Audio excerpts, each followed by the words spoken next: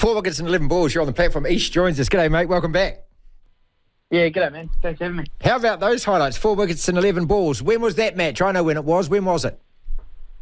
Oh, I can't remember the exact date, but I remember it being in Hamilton, so hopefully it's a good omen for tomorrow. That's exactly it. That's why we played it, man. It was against Bangladesh too. So we won the first one-dayer on the weekend at Eden Park.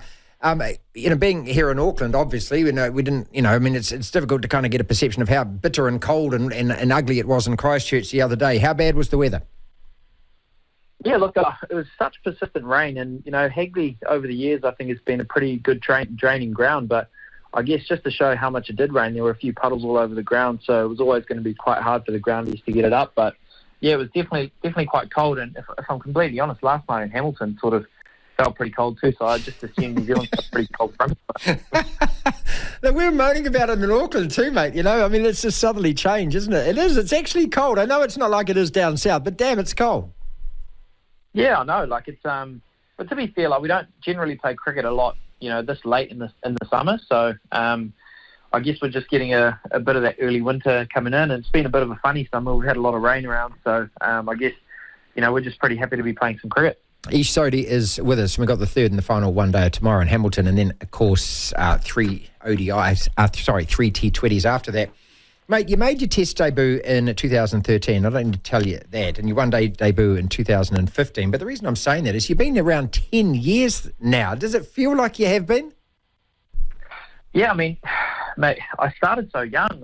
Looking back at it, that test debut, I would have probably just turned 20 or something like that. So it does feel like a really long time ago. But, a lot of people that I've sort of spoken to over the years and, a lot of mentors of mine from the spin bowling front sort of say, at 30 years old, they always thought it was really young being a spin bowler. But, I just turned 30 at the end of last year and having been around for 10 years, I guess it's really special. But yeah, I'd like to think I've got a lot of cricket ahead of me as well. Yeah, same, and I hope so. And look, and obviously everyone who's playing in this series, we were looking at the World Cup, the one-day World Cup at the end of the year, and you want to put your best foot forward, clearly, don't you?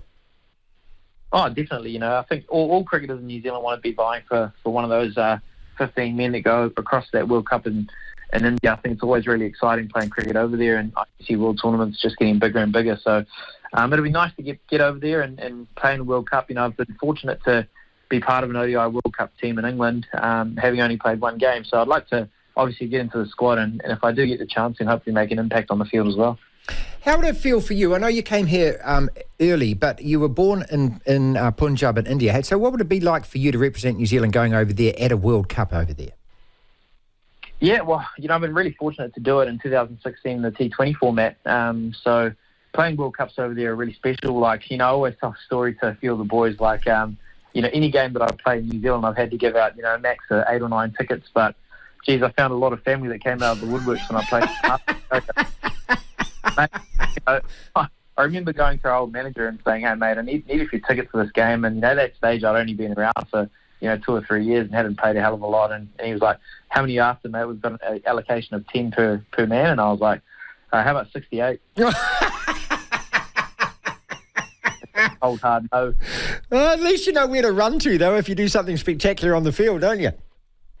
Yeah, it's exactly right. And, it is really special. And I've still got a lot of family in Punjab. And so, getting a chance to go over there and play there is often that much more special. Also, look, we've got a glittering history in this tournament. We've been in the last couple of finals. We've been in the semi-finals more than any other country has. We've just got one more hurdle to jump over. So, it would have to be a career, not just a career highlight. It'd have to be a dream, wouldn't it? Oh, absolutely, man. You speak to a lot of cricketers, especially in this team, a lot of the guys that have been around in the last 10 years, since I started, and everyone sort of speaks about those world championships, and, the boys did really well to get that World Test Championship. I think that was so special to be a part of for a lot of those guys. But something really romantic about a white ball trophy, that ODI World Cup has been around for a long time, great historical tournament, and, New Zealand's obviously done really well in those tournaments without, as you say, jumping over that final hurdle. So, another opportunity presents itself later this year. I know I'll be doing all I can to be ready for selection for that, and I'm sure a lot of the guys will be as well. Can I tell you how long it's been around? It's been around 48 years, mate. Started in 1975, the One Day World Cup. Yeah. Who won the first two, mate? West Indies. Nice work. What about the third one? The third one was brilliant. It was India, which won that against the West Indies, defending something like 183, if I remember correctly off the memory. Great knowledge. Just like kidding. Ish, the other thing I wanted to bring up with you, mate, is that you've had such great career highs. You were rated as the top T20 bowler 2018, and I remember speaking to you after you were one of the 5 Wisden cricketers of the year. So when you have highs like that and you reach milestones like that, this is the ups and downs and riding that snake, isn't it? This is what this game does to you. It can take it away from you as quickly as it gives it to you. Oh, mate, totally. I just like to think of it as the fact that I bowl leg spin and I'm from New Zealand, and I've grown up in conditions that traditionally don't really aid a lot of leg spin. So I guess bowling for this team, bowling in this country especially, is always going to come with those ups and downs, especially being that aggressive sort of leg spinning option. And there's been some great highs, and I've been so fortunate to be a part of some great teams over the years. But I think the thing that's really keeping me going at the moment is how much cricket's changing and how much I've had to adapt my game in the last few years to I guess, not just be able to keep up and compete, but to still be here and sort of vying for a spot in this side. So that's definitely the most exciting thing at the moment. And, the amount of change in the last 10 years, now I'm 30, still a relatively young cricketer. It'd be funky to see, how much it changes in the next 5 or 10 years again. Look, I was fascinated to read that you've actually altered something about your bowling style with Paul Wiseman, doing a lot of work on that. So explain that to us. Yeah, so it was the end of last season, actually, sort of April in 2022. I just felt like I needed a bit more energy on the ball, and so I decided I was going to start running into bowl. It was something that I felt was authentic to my body type, trying to use my attributes really well, and definitely something that I want to take forward. And it's been nice, I guess, initially I did it to play, to improve my white ball cricket, but through that sort of T20 campaign at the end of last year, the selectors showed a bit of faith in me, taking me to the test side. So it's been really beneficial for me in that front, but it's definitely something that's really new. And something I have to keep working at to get used to, because I bowled one way for 18 years, and the last year or so I've been bowling slightly differently. So Crazy. It's just about creating it. Crazy. Can we notice a discernible difference? I mean, obviously with the strides and that, but what about in your actual action? To be honest, I don't reckon my action changed a hell of a lot. It's more just, I guess, the energy to the crease, and so it's just that sort of movement pattern that I have to start ingraining into my mind, and it's really, I guess, playing and trying to be tactical the whole time is one thing, but if I do find a window sort of at the back end of this, or in the winter, I'll get back in the nets with Paul Wiseman and start to craft it again. I've got a couple more questions for Ish Sodhi is with us on the platform. You happy to stay for a couple of minutes? Absolutely. All right, Ravindra, Chad Bowes, and also Henry Shipley. You got these guys, all playing at Eden Park. I know that Henry had a couple of games before that, but watching Ravindra and the thrill and the look on his face when he caught that catch, mate, there's something delightful about that. What does it do to you when you see a young man coming along making his debut?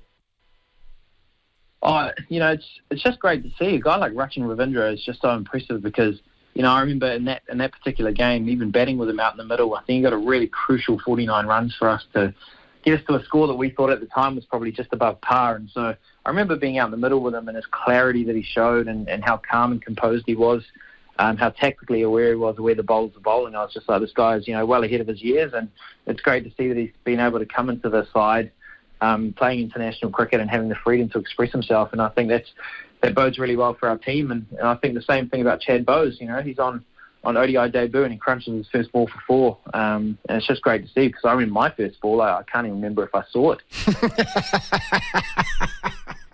Yeah, I mean, that's scary. I just think, we all dream about this. We always numpties think about putting a silver fern. I just imagine just the nerves would just be. I mean, how do you quell that, and how do you quash that? What do you actually remember about that?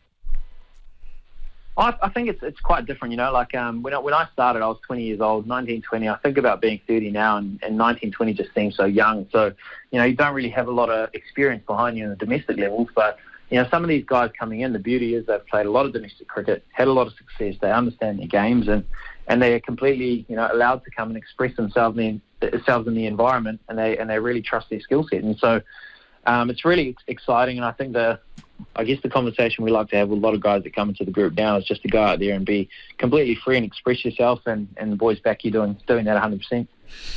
And also, just on the euphoria of those test wins and the way that we won those games, I mean, it must feel fantastic walking into a really buoyant dressing room. And there's nothing like winners are grinners, but it's not just that. The emotional ride that those games were too.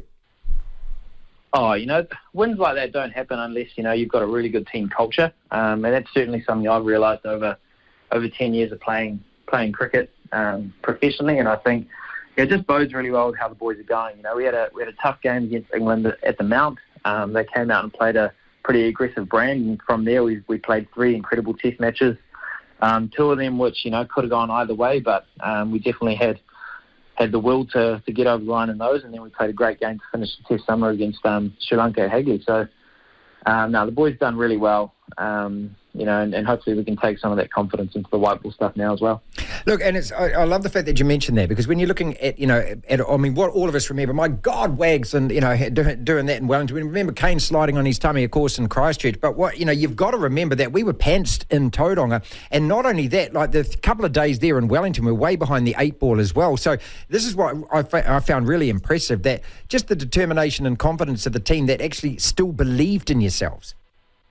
Oh, it's just character, isn't it? And I think it's a lot of the senior members, they've come in and, some of these guys that have been around, I've been around for 10 years, some of them have been around for 12, 13, 14 years and, played a lot of test cricket in that time. And so they've seen this team go through a lot of different phases and, we're potentially going into a new phase now. We've got a lot of new faces that are coming and joining the group. And so it's just great for those guys to see some of that character on show. And I guess to have the results to back that up with those tight wins.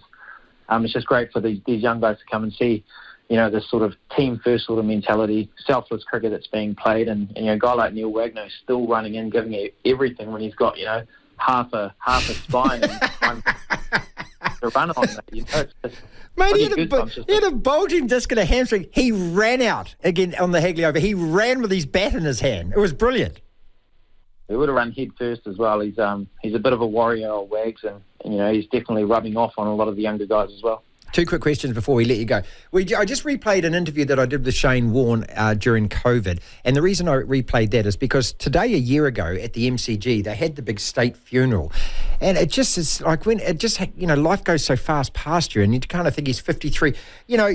When you started bowling the cricket ball, I mean, Warne had been playing Test cricket for 10 years. It was 10 years since that ball of the century and things.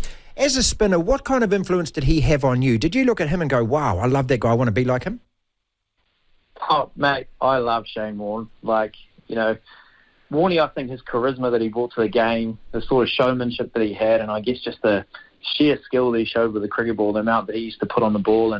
But after that, I just used to love how authentic he was. All the interviews that he had, he sometimes, pushed the line a little bit, but he was always being himself. And I was so fortunate to have a few really great interactions with him when he was the mentor at Rajasthan Royals, and I played there, and I got to know him at a social level as well. Oh, cool.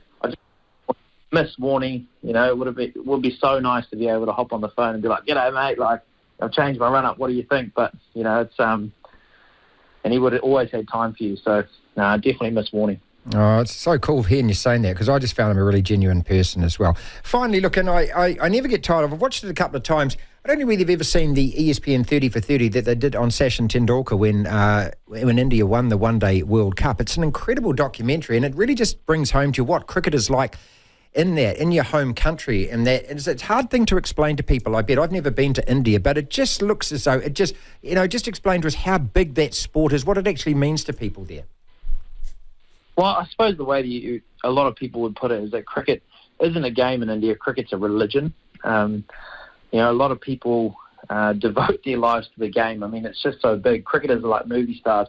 I'd say they're probably a step above movie stars, and you'd almost say a few of them would be deities in some of their home cities in India. People just absolutely love the game. They're thrilled whenever touring teams come across. If you hop in a cab with a cab driver in India, they always love talking about Kiwi cricket, Stephen Fleming. They love talking about Dan Vittori and all that kind of stuff. So there's a rich history there, and they absolutely love it. So it's a great place to go and play. More power to you, dude. Love catching up every time that we get to talk. Thank you so much, and all the best for tomorrow, eh? Mate, appreciate it. Ish Sodhi with us.